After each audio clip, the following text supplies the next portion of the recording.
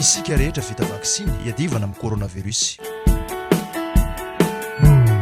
Ireto avy ireo toerana voatokana fanaovam-baksiny fanefitry ny Covid-19. Ho antsika tao amin'ny faritra Atsinanana, ho an'ny district Toamasina voalohany, CHU Morafeno, dispensaire urbain hôpital kely, ho an'ny district Toamasina faharoa kosa, PSD Toamasina faharoa, CSP2 Fanandrahana ary CSP2 Volompointe. Ho an'ny district Tanambao-Manapotsy, CHR2 Tanambao-Manapotsy. Ho an'ny district ny Brickaville, CSP urbain Brickaville ary ny CHRD2 Brickaville.